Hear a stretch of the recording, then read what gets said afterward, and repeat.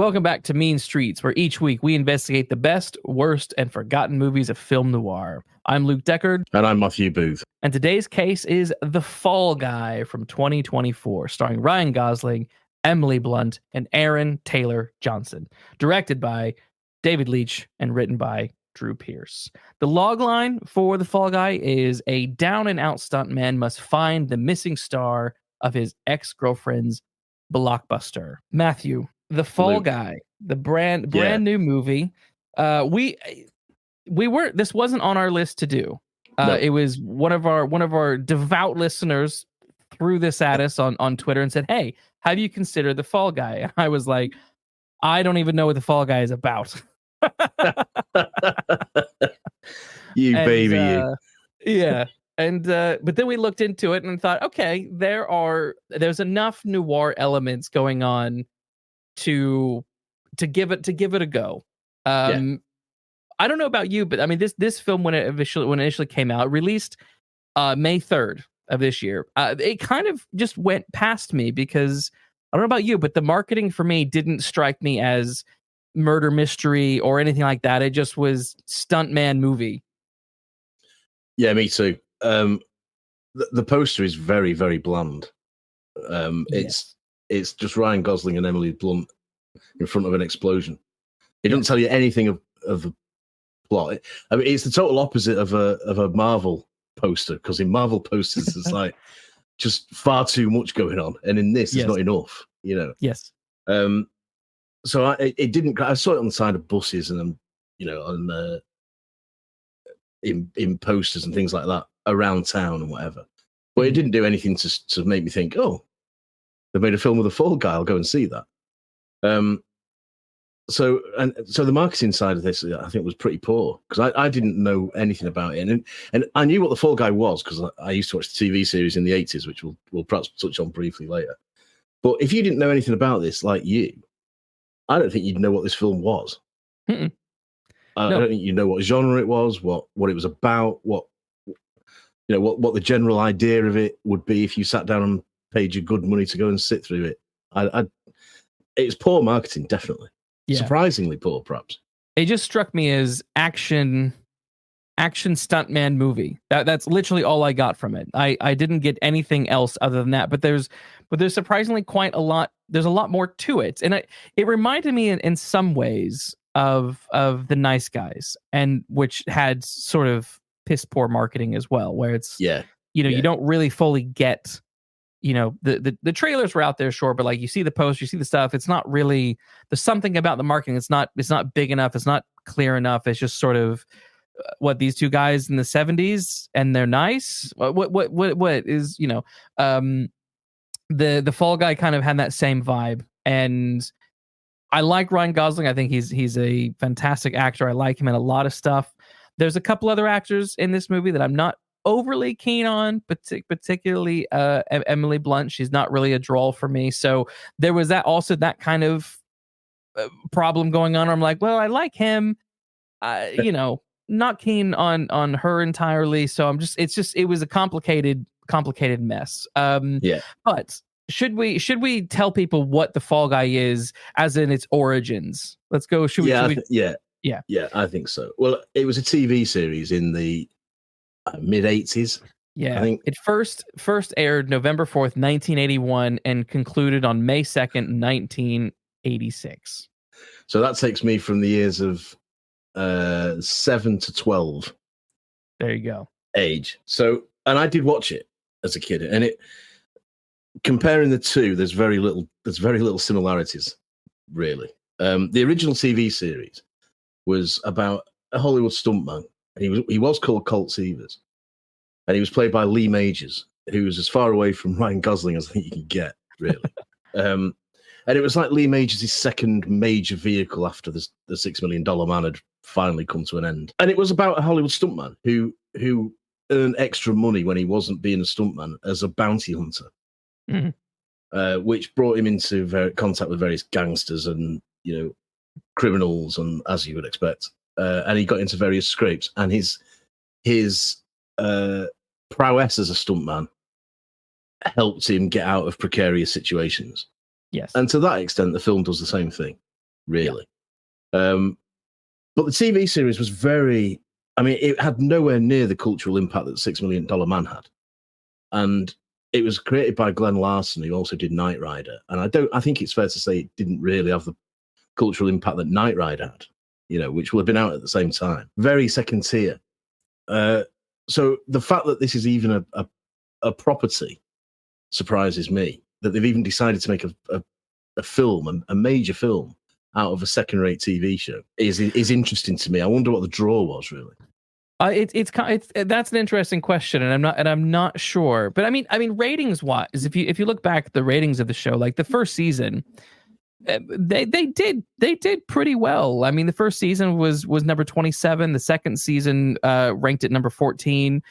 The third season was 16, and the final season ranked at it's the fourth season rated 22, the fifth season rated 50.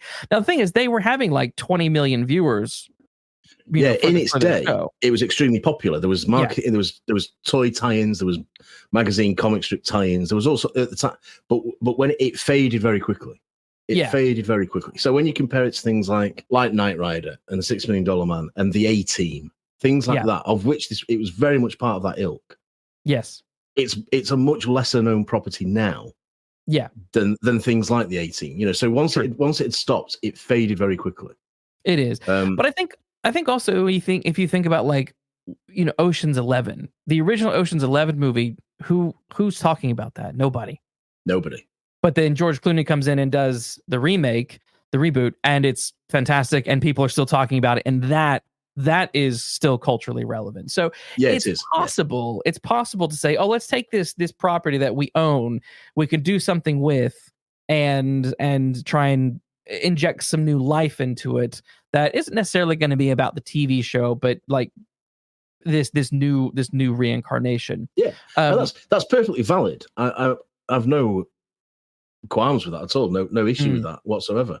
And if anything, some of these reimaginings, let's put it that way, they do a good service in the sense that they might reignite interest in the originals. And I think if this does the same for the Fall Guy, then great, because the Fall Guy was fun. It was a Saturday night, hour-long bit of, or Friday night it might have been, but you know what I mean. Bit of adventure escapism. You mentioned that the TV show and the film are kind of nothing alike. I kind of view them as in the way Starsky and Hutch was adapted by Ben Stiller and Owen Wilson, where it's the show took itself quasi seriously, but not like it wasn't like a gritty show, whereas the movie of it is borderline parody.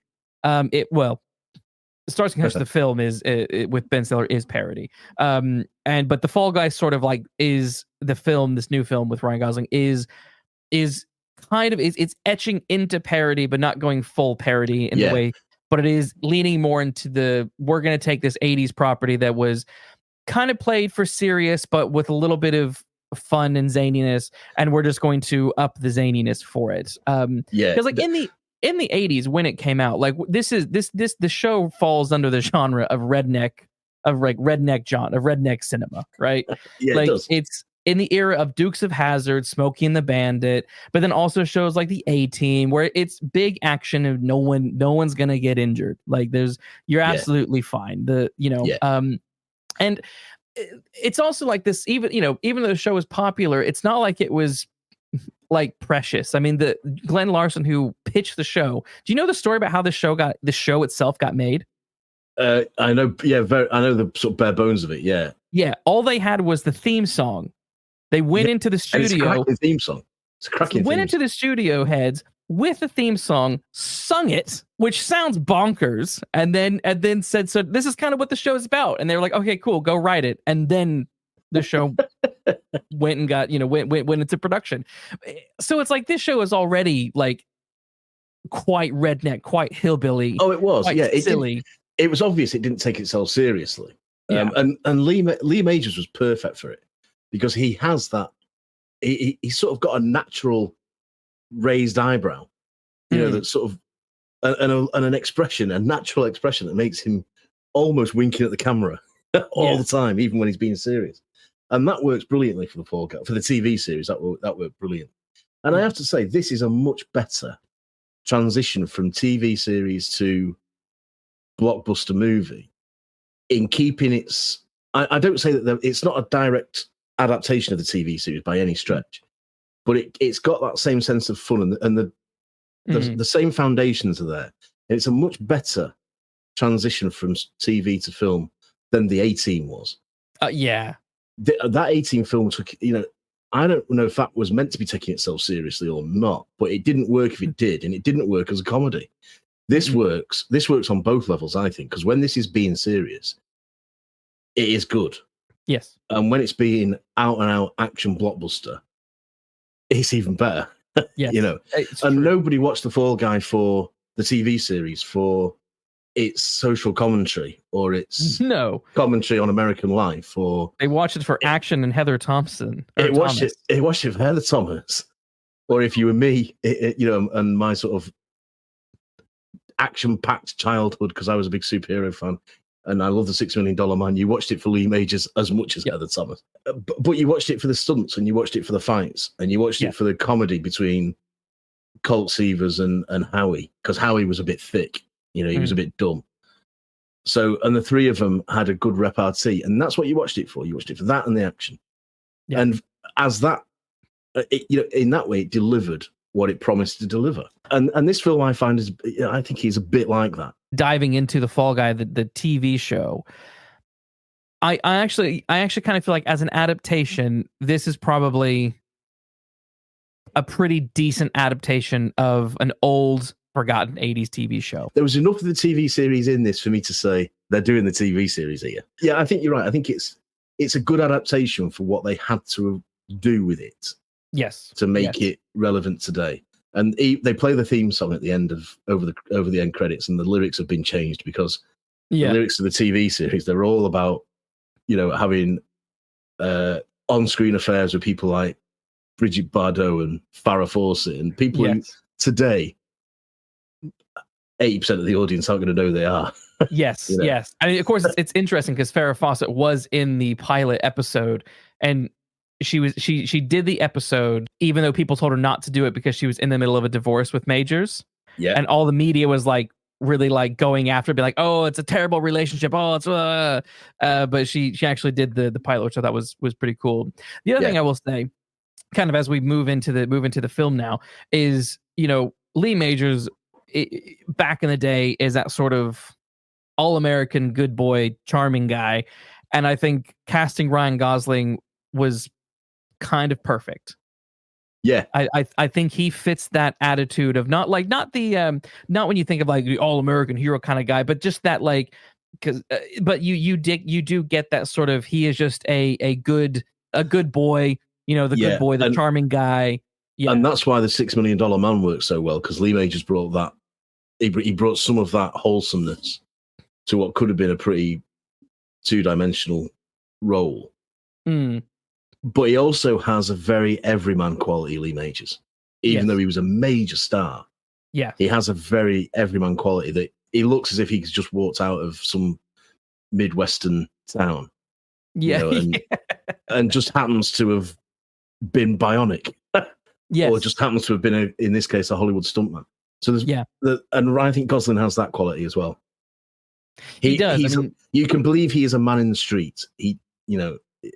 Whereas some of these major Hollywood stars now, they just appear to be Hollywood stars even when they're playing everyday people. Yeah, he has that quality that allows him a bit like it's the Jimmy Stewart quality.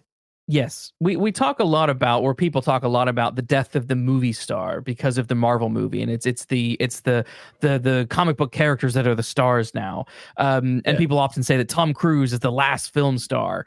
I mean, there's some validity to that argument, but I would say that Ryan Gosling is definitely a modern day film star, because you see him in anything from, like we've said, The Nice Guys, you see him in Blade Runner, you see him in Drive, and this guy, you see him in Barbie. Like this guy is, he weaves in and out of these different characters, and and he encapsulates them so well and brings all of these different people to life. And like I watched I watch The Fall Guy and I'm like, okay, I'm seeing Colt. I watch The Nice Guys and I'm seeing Marsh. He is probably one of the best working actors I agree. Right now. And I think he is. I think he is a sort of throwback to that golden age of Hollywood. Because something else he has, which I think is important and is often overlooked. When you see him interviewed, he's very personable. Yes. He's got no qualms or compunction about laughing at himself and telling stories against himself. Yes. And he comes across as, I know I'm in a very privileged position, but it's a lot of it is luck. Some of it's talent, some of it is opportunity and all the rest of it. But I know I'm not taking this for granted, is what he's saying. And you look at old interviews of people like David Niven and Roger Moore and Richard Burton.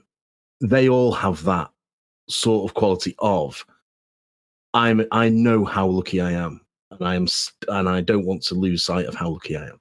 Yeah. And they come across as, we really just make things up for a living, and what we do isn't very serious at all in the big scheme of things. Yeah. And he has that sort of quality in interviews, I think. And that's part of being a film star to me. That's certainly part of being an old style film star. And he has that in buckets, I think. Let's chat about the making of the movie, because there's some really interesting people who worked on this film. And so it's directed by David Leitch, who did films like Atomic Blonde, which is on our radar. We will do it one day. Deadpool 2, Hobbs and Shaw, Bullet Train, and now, of course, The Fall Guy. He's also a producer on John Wick and a bunch of others. He's also a stuntman. Did you know that? Yeah, I did know that. Which I thought made sense. So he worked on a lot of films that we all like and have seen. Like, he worked on the Bourne franchise. He worked on a lot of different movies throughout his very, very, very long career. He used to be a stunt double for Brad Pitt. And twice doubled for Jean-Claude Van Damme. So in terms of having a director who knows action, knows real action, and knows stunts, I don't know if they could have picked a better guy. Nor do I. And this film and the TV series is very much a love letter to the stunt performers in Hollywood. Yes. It's very much a pat on the back to them and a thank you for them, and all credit, because there's a line in the TV show theme tune, a lyric that says, "I'm the unknown stuntman that made Eastwood look so fine," and there's a twist on that where he says, "Made Redford such a star," and it's true, because how many people played Batman in the '89 Batman? Michael Keaton's in that suit for about 4 scenes. Everyone goes on about how great he is, but it's all stuntmen and ballet dancers, yes, in reality. And so stunt work is very much under celebrated. Yes. And one of the good things this film does is, and there's also a film in the 70s with Burt Reynolds about a stuntman, and that was the same thing. And that was directed by a stuntman as well. I can't remember what it's called. It's very welcome, I think, that stunt performers get center stage in a film like this. I think it's all about their craft, because I wouldn't want to do it, would you? I don't have the guts for that. I mean, the sort of you got to be like a Tom Cruise individual who thrives on the thrill of that. Yeah. I don't have that excitement. I don't have that at all. Nope. No, I don't have that at all. But it's true. When Batman's doing something great on screen, when Indiana Jones is going under trucks and hanging off tanks, when Bond is doing something very Bondish, that's stunt performers.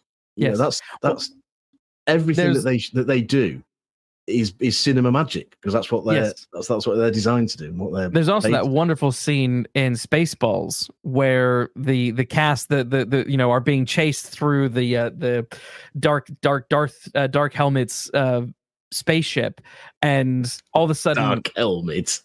You know what I mean? All of a sudden they turn the camera around, and we've actually been following the stunt people. And they're like, "Oh my gosh, these aren't them; it's the stunt people." Where and they use that as a wonderful little way to like reference the fact that they're using stunt people, but use it as a way to sort of And there's a great line in this film.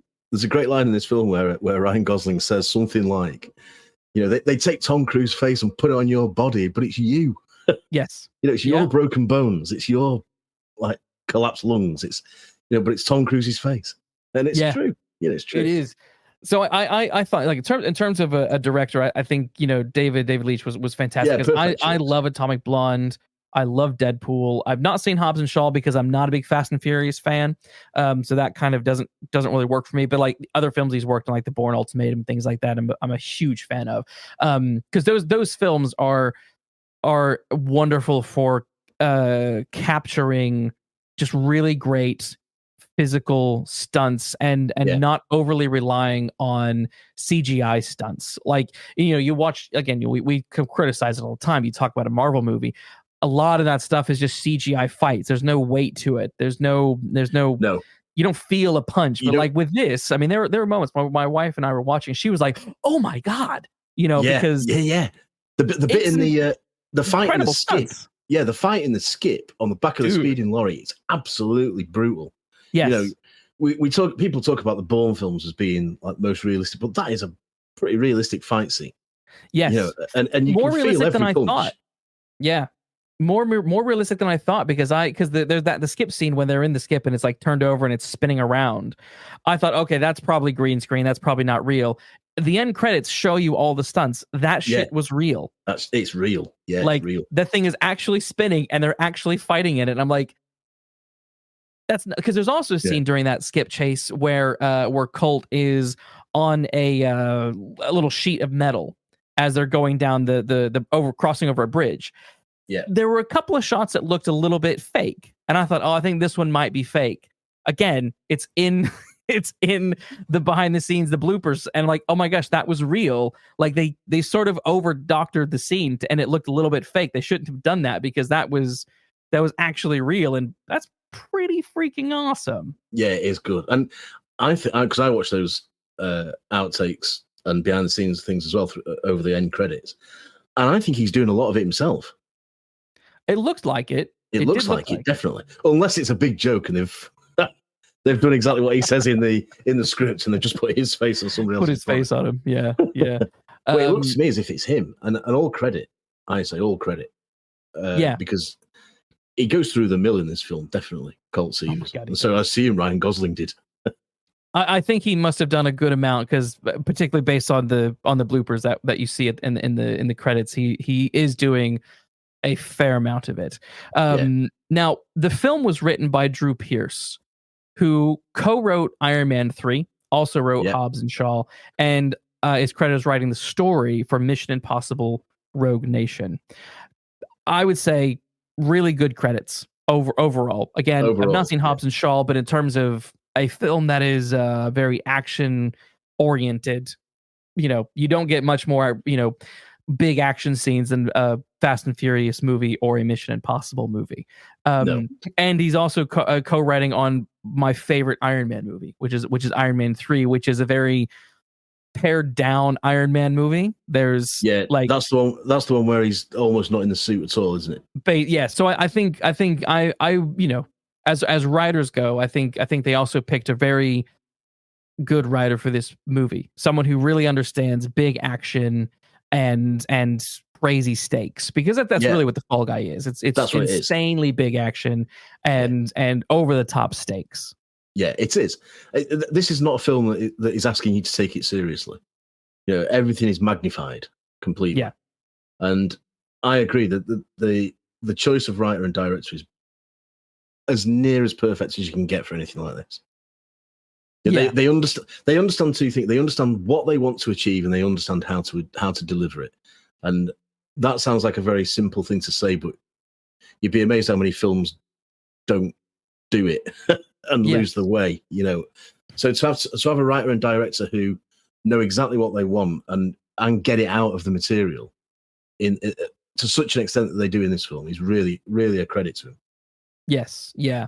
Now, I really, we can kind of dive into the film now. I like the opening, the very beginning, because they showed if you're not paying attention, you're not going to catch them. But all of the opening shots over that play over Ryan Gosling's narration are stunts from various movies, real movies. A lot of them are movies that I think that these guys worked on, because I saw a couple that were from Bourne. I was like, oh, that's Bourne. And then I was like, oh, he worked on Bourne. That makes sense. And there was Atomic Blonde scenes from Atomic Blonde. Atomic Blonde, definitely Atomic Blonde. Yeah. Yeah. So these are all films that they worked on and were showcasing those particular scenes. And I do like, as you were saying earlier, like this film puts the stuntmen and women in the spotlight. And there is that line where someone's like, "Do you like get awards for this stuff? Do you get like Academy Awards and stuff and Oscars?" And they're like, "No." No. And you're like, "Oh my God." And like, I mean, these people, I mean, the thing is, the very stunt at the very beginning is Ryan Gosling has to do this big fall scene. And I'm currently I'm listening to the podcast Talkville, which is the Smallville rewatch podcast. And they talk about a stunt very similar to that in this movie, where it's dangerous stuff. And literally what happens to Ryan Gosling happened to someone on their set, and like their career was over, because these, if you do a fall like that, could literally kill you or cripple you. Yeah. And it's really dangerous, scary stuff. So the fact that these individuals are not getting like awards for their contribution to cinema is a little bit insane to me. Yeah, yeah, and absolutely. that should be rectified. Come on, it should be rectified. It's the same problem as the old story about there being no Oscar for makeup. Yes, and now there is. And now there is, and I can't remember which film actually wins the first one. It's American Werewolf, but clearly the Elephant Man should have won it in 1980, but it didn't exist. Right. And so by the time they instate it, it does exist. So I think the first one is something that clearly the Elephant Man was robbed, but nevertheless. But just going back to what you're saying about the opening, this is a little aside. The opening scenes having clips from other films. That's a throwback to the TV series, because the TV series opening credits had a lot of stunts from films such as Butch Cassidy and the Sundance Kid, where they jump off the cliff. Silver Street, where Gene Wilder ends up hanging off one of like a train gantry. Various people off helicopters. The opening credits were all clips from films. And the implication was Colt Seavers was the stuntman in those scenes that you're seeing. Yeah. So from the get-go, this the film is sort of saying, we know the TV series, but we may not be copying it directly, but we know it. And for those of you who also know it, here are some Easter eggs, as they're called now, little cinematic treats. Just a little aside. I think they handle that stuff well, because I mean, I'm not versed in the show, so I'm seeing this stuff and I'm enjoying this stuff. But like, for the people watching, again, this is where it's like, they're not they're doing things that you are picking up because you watch the show. Yeah, I'm not well versed in the show at all, so I'm just enjoying it. But it's they're not like Marvel level member berries or like Star Trek or Star Wars level member berries, where they just like throw it in your face. It's just it's there, but it's relevant, and then you move on, and there's no sort of like lingering taste of that member berry, which I appreciate a lot. Yeah, I appreciate that as well, because you're right. There's no sense of, well, I didn't get that, so I've been left out of this little joke. Yes. You're getting it for the same reason that we got it when we watched the TV series for the first time. Oh, this is him at work. I would say the other aspect about the opening is it is a very well done job of setting up every main character in the movie. Because every important person has a moment in this opening that I thought was very, very, very, very well done. So you're introduced to Ryan Gosling, you're introduced to Emily Blunt's character Jodie, and you're introduced to their romance that's budding. You're introduced to Aaron Taylor Johnson's Tom Ryder, who's a big famous actor. He's kind of like a Tom Cruise-y sort of big guy. And then you're introduced to the producer of the movie, Gail, played by Hannah Waddingham. And you can kind of see that she's a bit slimy and a bit annoying and a bit fakey, and like you hit all of these beats very quickly, and you sort of understand the dynamics and the relationships very early on. I applaud the film for being able to do that so well within 5 minutes. The opening is just 5 minutes, and they nail it very, very well. Yeah.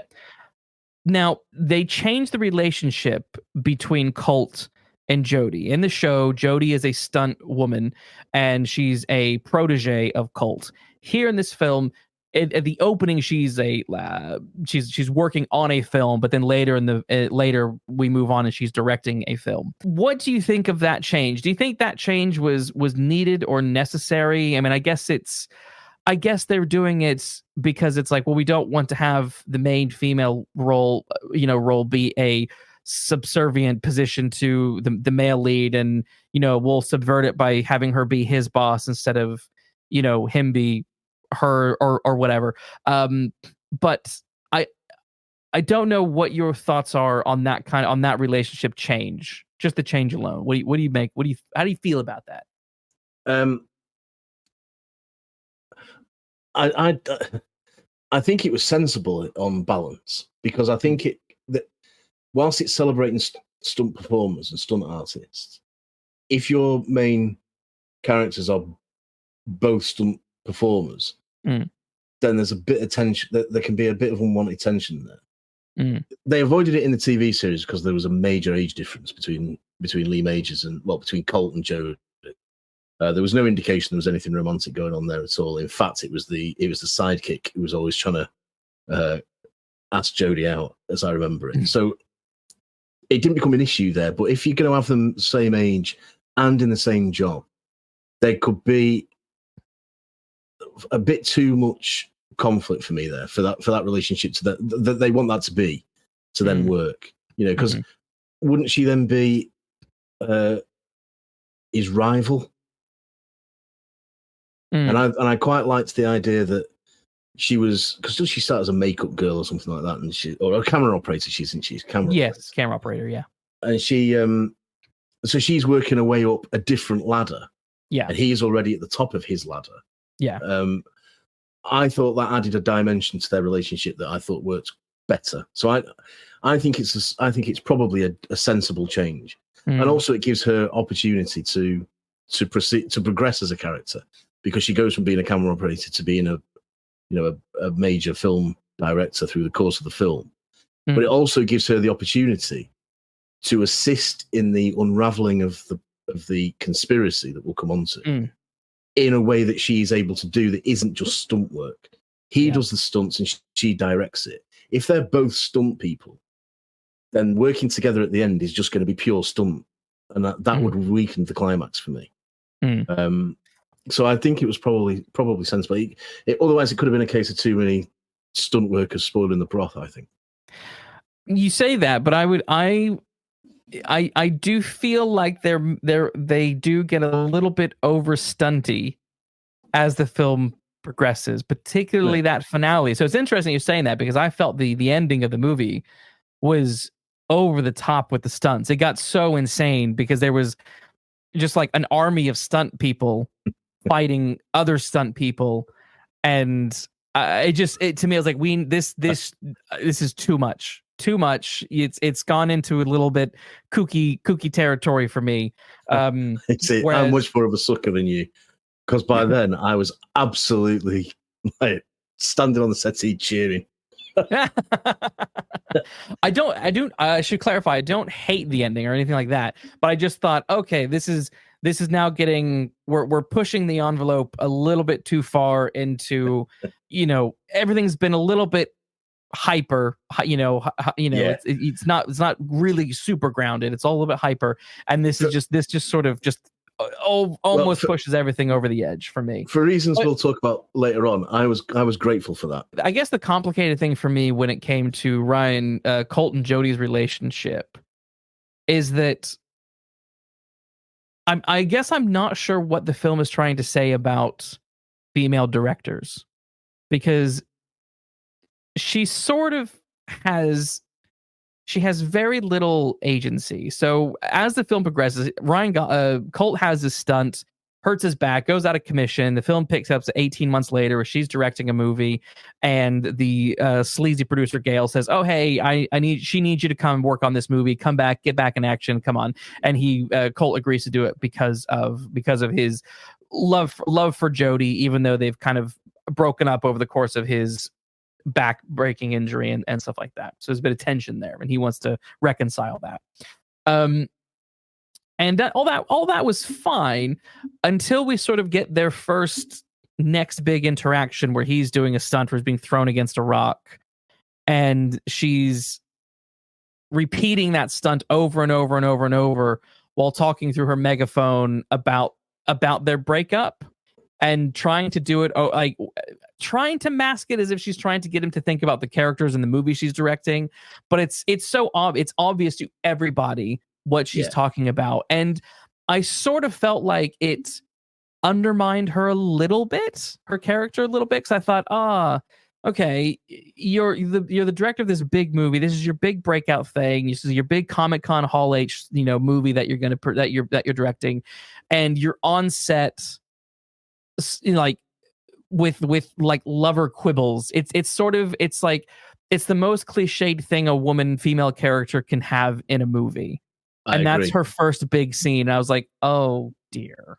Yeah, I agree, and I also there's something that sort of spreads on from that for me, because I agree it is a weak thing, and it does undermine her performance and her introduction. Her character and her introduction, because it comes across as very petty, and because she's hungry to be this successful director. I couldn't help thinking she'd ignore him. She'd carry on with the job. She wouldn't give him any attention whatsoever. And the fact that she's playing out this petty little school ground romance in front of a whole crew, where in movies time is money, so she's wasting money as well as everyone's time, is very, very lame, I thought. And I have to say, for the first 40 minutes, perhaps, that issue is repeated several times in different formats. The whole karaoke scene is that scene just repeated. Yeah. And I started to get bored because I started to think to myself, look, I know this. You've told me this. He walked out because of his injury, and you couldn't get over it, and you blamed him for it, and now you don't want to have anything to do with him. I get it. You can cut this now, because I'm already aware of what you're trying to tell me, and you're telling it me too many times. So you could lose a good 20 minutes of this, because I think this film is a little bit too long, and the reason it's too long is these repetition scenes of what their relationship is when they've already set it up. They've not set it up particularly well, in the sense of it demeans her character, but taking that as it is, they have set it up. They don't need to tell it me again. So I could have lost the whole karaoke scene, for example, apart from the payoff of him in the skip going past the bar.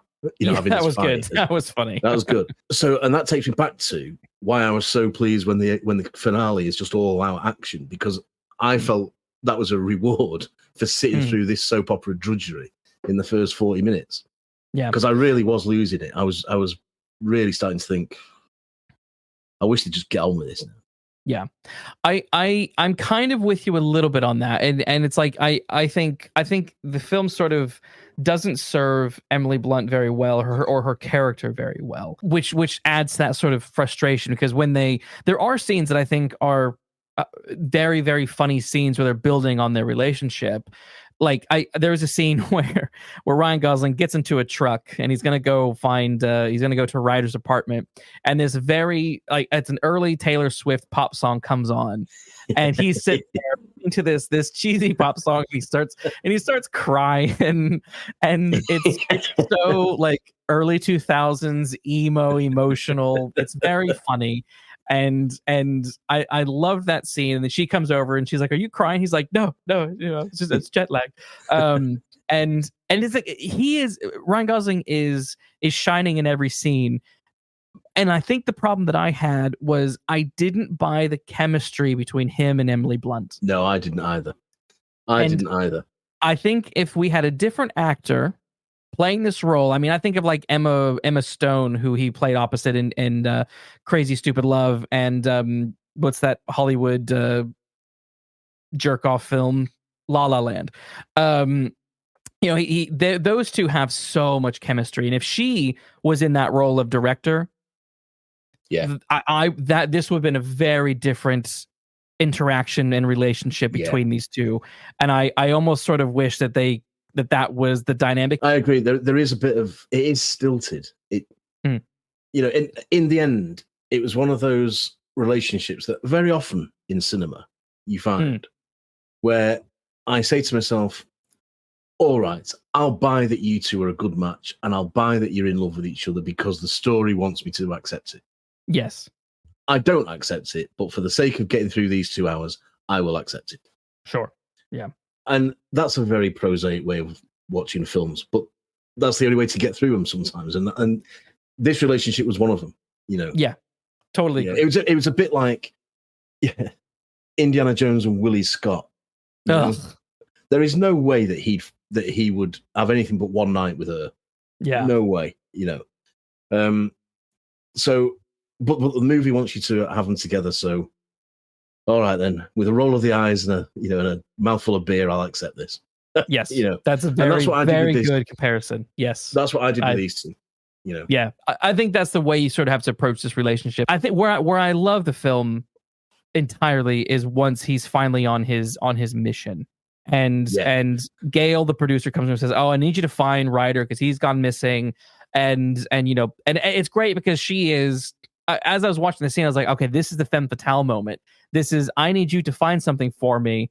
But if you're paying attention, or if you know the genre, you're going to know that there's probably something more behind it, or there will be something more behind it, and she's probably involved in that as well. And this is where its noir element kicks in, and again. This is where it started to kickstart my interest again after I'd started to slump. Yes. Because now it goes up a gear. It notches up a gear. And just as an aside, my feelings about the beginning or the sort of half of the first bit only returned in the karaoke scene again when the fight, which was brilliant, keeps getting interrupted by her singing Phil Collins, for God's sake. You know, and I know what it's trying to do. I get the joke, but I don't need the joke. Yes. You know, it's like watching ITVX and the adverts coming on in the middle of a fight scene. You know, it's just so frustrating. Yes. But anyway, once the detective story, the mystery story starts with a few bumps along the way, I was in it then, and I was in it for the next hour and a half or whatever it is. I was too. The first thing Colt does is he goes to Ryder's apartment to see if he's there, and he's not. There was a scene where like Ryder's girlfriend starts beating the crap out of him and fighting him with a sword, which it was funny and it was well choreographed. It was a little bit on the silly side because she goes through all this fighting to then just jump on the bed and be like, "So what are you doing in this film?" And I'm like, "Wait, yeah." What is and the sword isn't on? real. The sword isn't real. Yes. Yeah. And so that I almost didn't need that scene. I understand they wanted another action scene, and this is where you sort of understand. Okay, we're talking about a director who worked on all of these movies, who is a stunt guy. So his whole thing is he's going to put as many stunts and as many action scenes as possible in this movie wherever he can fit them. And I did feel like that scene between Ryder's girlfriend, who is gone for the movie for the rest of the time. After that one scene, I'm like, okay, whatever. But I like the budding mystery. I like she's, the only thing he learned from her was, he might be at this drug dealer's place, at this bar where there's this drug dealer where he gets his drugs. He could have got that lead. Yeah, he could have got that lead in another way though, couldn't he? He could have found that in an address book. He could have found it on one of the Post-it notes. Well, yeah, because Ryder has all these Post-it notes all over because he's an idiot and he can't remember anything. So he puts all his apartment is littered with Post-it notes, and that would have been the thing to do. Is he uses his brains he's already used his brains to sneak into the apartment. He does his parkour thing and climbs up the ladder and gets into the building. So you already got something there. Just keep it flat out mystery. He's looking around. He finds a note. Okay, this might be where he is. I'm going to go check this out. You know, that's all. That would have been much better than the fight scene. Now, let's talk about that scene in the bar. I loved that scene because the only other thing that worked with the girlfriend was that she's like, "Oh, you need to dress like him, and it's neon night at the bar." So he's given these like neon clothes, and he goes to this bar where there's all these black lights, and so he looks ridiculous, but he's passing as Ryder because he's a stuntman for Ryder. So it works on that. It works, and they have set up the fact that they do look alike. They've got the same hairstyle. the same hair coloring. You know, they've got the same blonde streaks. So there's a little bit of a payoff there because he could pass for this bloke. He could pass for Ryder at a glance, which is, of course, what stuntmen are meant to do. Yes. So I loved all that. And then, you know, there are these really cool visuals. So the whole bar itself looked cool. It was very Atomic Blonde in its neons and its black lighting. Yeah. And sort of John Wick as well. Like you could see that inspiration heavily, but I loved it. It's one of the most dynamic sets, I think, in the whole film. The lighting, the photography, the direction makes the most of that brilliant set and the surroundings of that set. The whole scene comes alive the minute you walk in. So, and I also liked, like, when they first meet the drug dealer, like he's this guy with cheetah, it's cheetah prints on his tattooed on his head. Tattooed on his head. I love that. Like that's such a fun bad guy visual thing to do. Yeah, and it is. You know, at first the guy is playing, well, you don't realize it at first, but the drug dealer is playing Colt the whole time, and they slip him some drugs into a drink that he's like, oh, what do you want? And he's like, oh, we'll get him this drink, and he gets it really quickly. And Colt even says, oh, wow, that was really quick.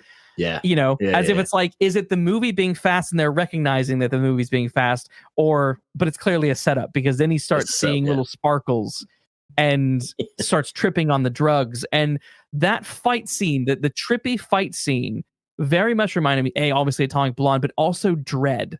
Have you know the 2012 Dread scene when they take the drug and everything like goes super slow and all this sort of stuff? Like, I was getting that kind of vibe, and it was, again, I loved everything about that scene. It just the choreography of that fight is absolutely stunning.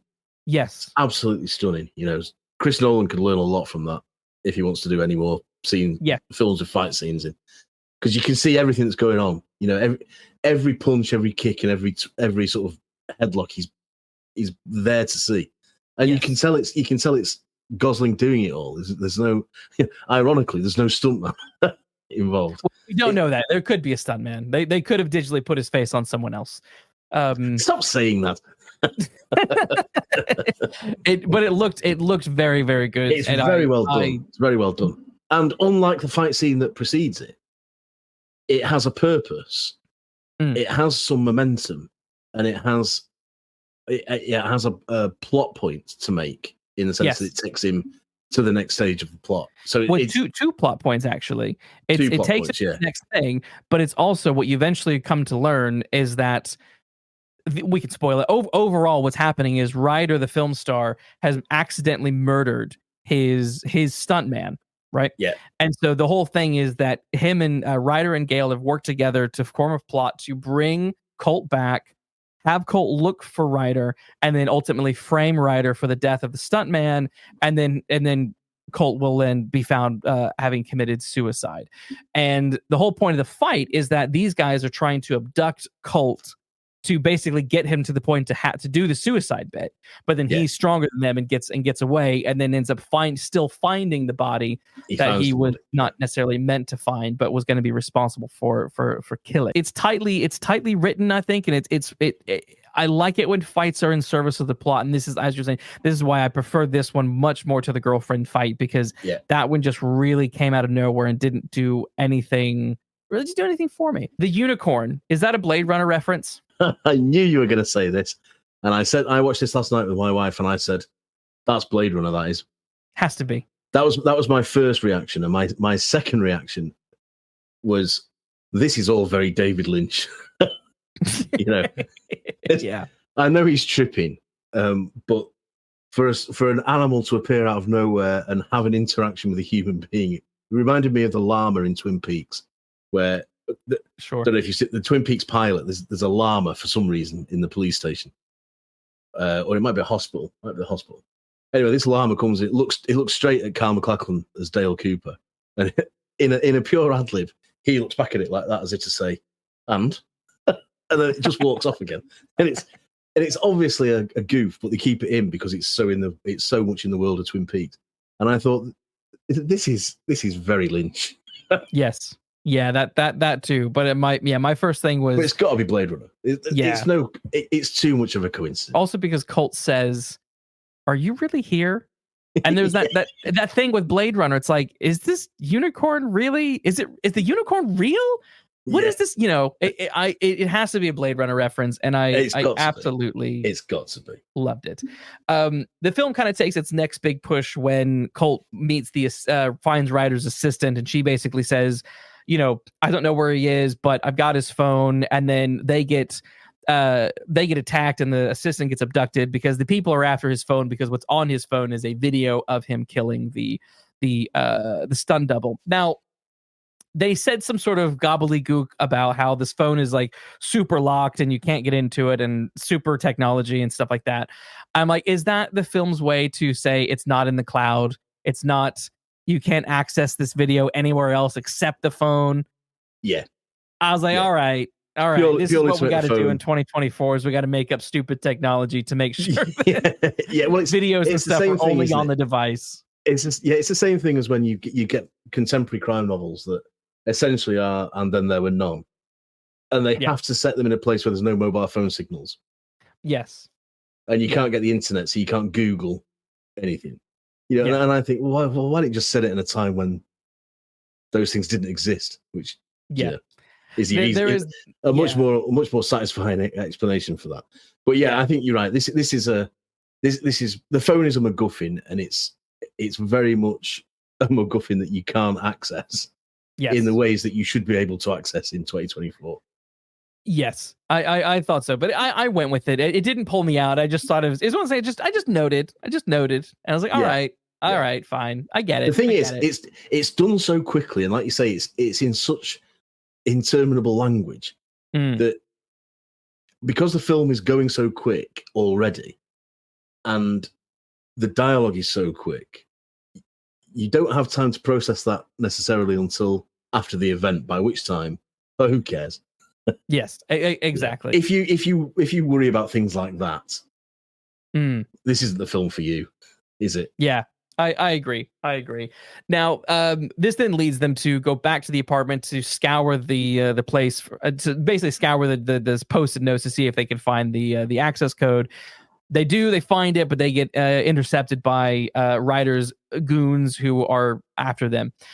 Another really great action scene. I love the shootout fight scene in Ryder's apartment, and that ending. That's that ending of him falling through the boat and then finding Ryder alive, and you're like, oh, okay, here we go. There's a great thing I want to just mention, and that is in that fight scene. There is a sound effect, and it's the sound effect that the $6 million man makes when he does something bionic. I paused it and went, that's the $6 million man. Totally. But that's one of the, like we were saying before, about things that you might get, but someone else might not necessarily get because you were there at the time. That's another example of this. Yeah. That sound will mean something to somebody of my generation. Yeah. It will only mean something to somebody of my niece's generation if they've happened to watch the reruns of the $6 million man on whatever channel they're on at the minute. But it's there if you can pick up on it, but it doesn't really matter if you don't. But it's to someone like me, that was absolute gold. Thought it was brilliant. Because the $6 million man, like that is a in terms of like pop culture, that noise is still like has a hold on pop culture. People still sort of know that it's from something. So younger audiences might not quite get it, but I mean, I got it. I knew it straight away. So I've tried to find it for my text message alert. I've tried to find it for that, but I've failed so far. Damn. The next kind of very, very big noir moment is, we've been following the investigation, so the film is quite, leaning more into the noir elements, but you have that wonderful scene of the bad guy has captured Colt and he's gonna murder him, and he has to, it's that sort of it's like that scene in the Glass Key where Beaumont is captured by the two goons and they're beating him up. They want to kill him basically. Then he cleverly gets his way out of that situation. I was getting that kind of vibe from this, too. And I loved that whole bit. I loved the whole escape, the whole death fake out. The only thing that kind of got in the way was again that phone call. He calls the girlfriend. He calls Jody, and he's from Colt's perspective, I enjoyed it, but from her perspective, I was like, I don't care. Yeah, absolutely. And there's another phone call where she's got a Martian's hand on like an alien glove on, and the screen is split. Yeah, and they're reflecting each other. Yeah, and she says, "Oh, just imagine if this was a movie scene and the screen splits," and then it does. And I thought, "Oh, come on." Yeah, yeah. This is a phone call I don't need again because it's just repeating what you've already told me. That was particularly clunky because we had just had a scene with them. He had just had a scene with her in the car. Then he runs into her in the hotel. Then after the hotel, she calls him a little bit later. So they're very quick succession of like, she's calling him very quick. Like, what? Move on. My only rationalization of this is that without them, Emily Blunt doesn't have enough screen time. She doesn't, and she doesn't do anything until the end. This is why I think she should have been a stunt woman. They should have been two stunt people on the same film working, and then he's like, I need your help because you got skills, I got skills. Let's solve this together. Yeah, possibly. That's why I think she should have been a stunt woman, and making her the director was. Or she should have had a story of her own. She should have had a subplot of her own that she could be involved, that somehow tied into the main conspiracy. Yeah. Even Gail, the producer, says, "Oh, I picked you because you're so like moldable and manipulatable." So it's like, okay, like you literally, this film really strips this character of Jodie's, like she has no agency, like she has no agency all. whatsoever. No, it's and they little should bit have given her. Yeah, because Blunt deserves screen time is what I was going to say. But let's just say whoever is playing Jodie, deserves screen time because she's the secondary main character and the love interest. So give us something to do that isn't repeating the same conversation over and over and over again in a string of different locations. Yeah. It's really bad. That part of the film is really bad, especially when the mystery plot is so good and so well executed, and the stunts that you get and the fight scenes you get are so well choreographed and so well again carried out that it really does drag the film down. And this is a film that needs to go at breakneck speed because it is so ridiculous that you shouldn't have time to think how ridiculous it is. So it really does harm it. All of Blunt's scenes harm it until she comes through at the end. But that then comes out of nowhere, essentially. So maybe whether it would be better if she was a stunt woman or not, I don't know. That's open to debate, I think. But if she'd had a subplot of her own with Gail, involving Gail, where she's investigating Gail, perhaps, that then comes something, together at the end with Colt's story, that would have been better. Yeah. Something like that. I would have preferred. I still think when I realized that she was a stunt woman in the TV show, I thought, oh, that really is a missed opportunity because they don't even need to be in a relationship. You don't necessarily need to have a love story in this movie. Like they can just be mates. They can just be mates or lesbian. Before, I don't get. Yeah, or as they said before, if she were a stunt woman and they were rivals, then that's the relationship. That's the dynamic. Yeah, I don't know how they'd be rivaling because they're not going to be stunting necessarily for the same positions. In ambition stages, I suppose. Yeah, but whatever. Yeah, they could have done something to make her have more presence than boring me rigid with phone calls and whinging about a relationship that went wrong. That really did start to grate on me after a while. Yeah. It's a very cliched character arc that it really disappointed me. Should we talk about the end of the movie? Yes.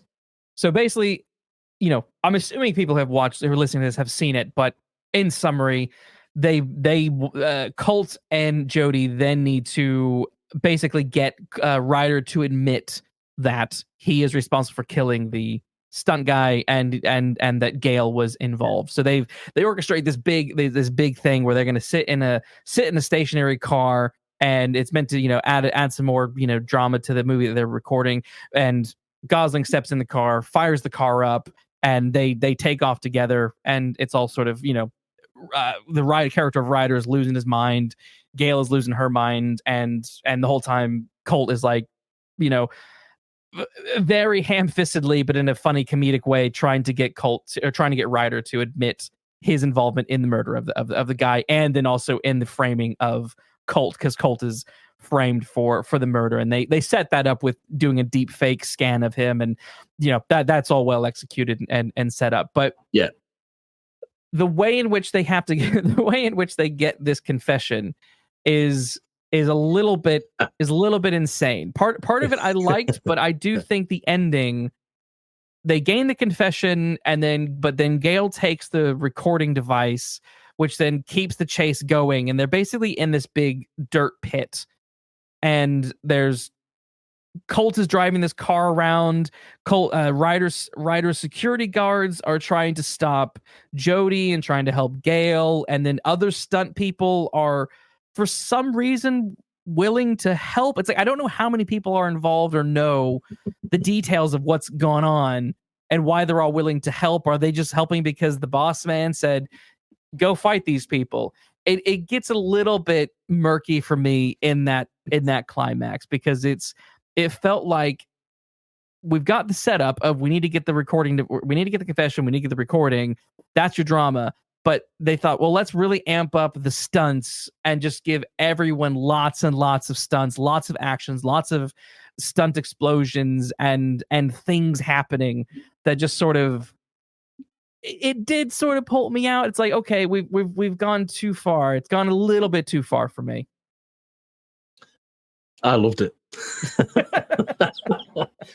By this stage, any sort of critical faculty I had gone out the window. It had been exploded from my brain. Right. Because it's definitely one of those films where you do get carried away with it. You get wrapped up in it, and I know what you mean. And in the cool light of day, it is ludicrous. How many people are involved in on the solution to this mystery?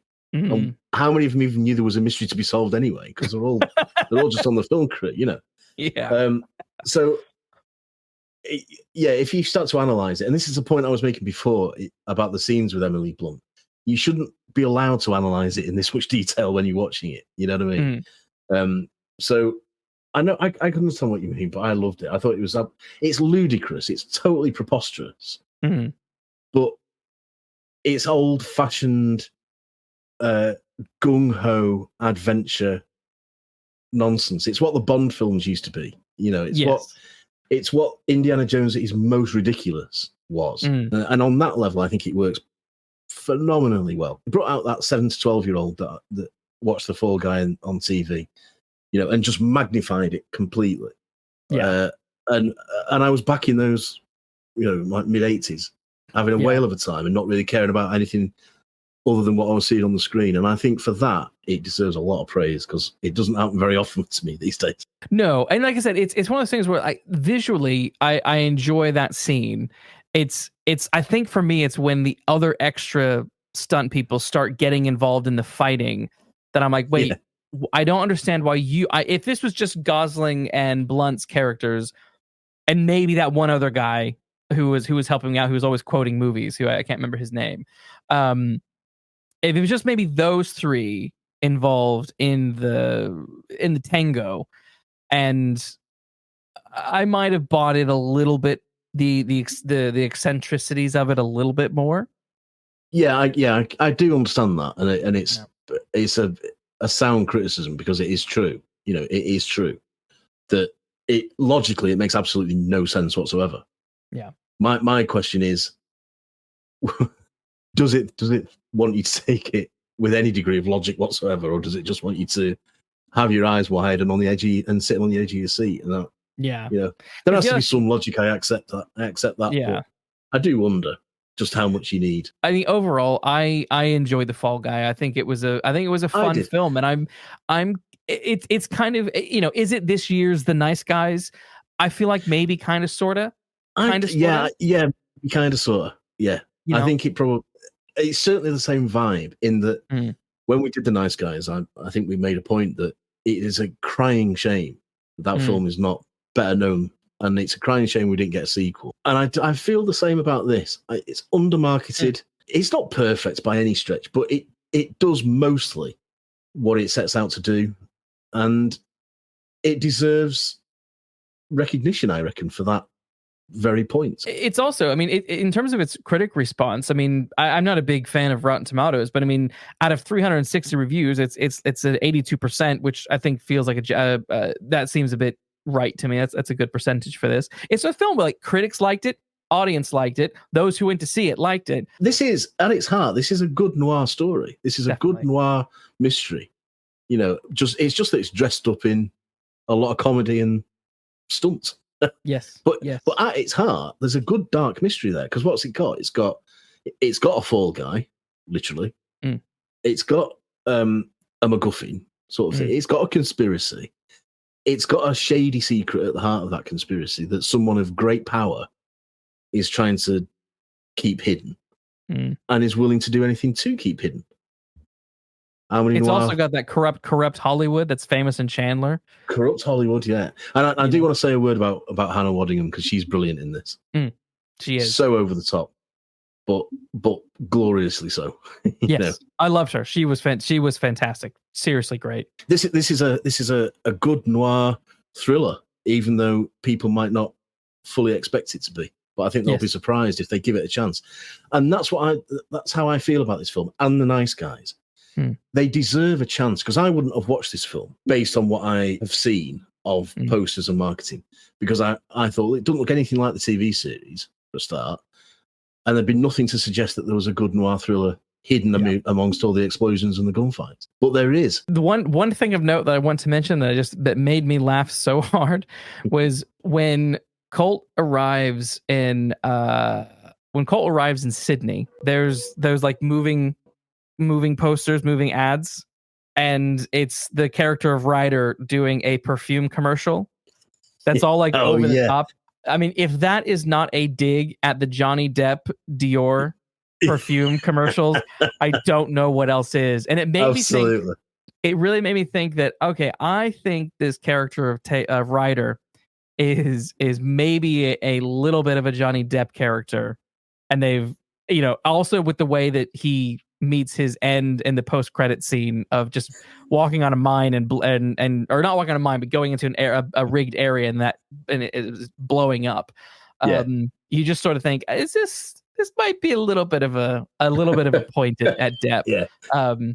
But also Ryder using that Matthew McConaughey cowboy accent was hilarious. There's so much to love. There's so many little wonderful jokes, so many wonderful shades of noir. It's a very solid film, and I highly recommend it. So let's do the Falcon rating. So we rate all of our films out of 1 out of 5 Falcons, 5 being the best, 1 being the worst. How many Falcons would you give The Fall Guy 2014? Gee whiz, 2024. I'm giving this 4. I'm giving it a 3.8. I'm giving it 3.8. Right. There's enough issues with the ending. Has some things that pulled me out a little bit. That love story really pulled me out. And I just didn't buy the chemistry. And I just didn't buy. It was hard to invest in Blunt's character and also the sword fighting scene in Ryder's apartment that really was pointless. It's a fun film. It moves quickly. You're gonna have fun. You're gonna laugh. You're going to enjoy the ride. It's solid, but it's not 5-star. It's almost 4, but not quite for me. I wasn't pulled out of the ending as much as you were, but it loses a Falcon for the same reasons that you are also reducing. The pointless sword fight and Blunt, really. Yeah, but 100% recommend. Go see 100%. Go see it. Well, that wraps up our investigation into The Fall Guy. Thanks for listening. We'll be back next week with another case. In the meantime, please like and subscribe, and be sure to take care walking down those mean streets.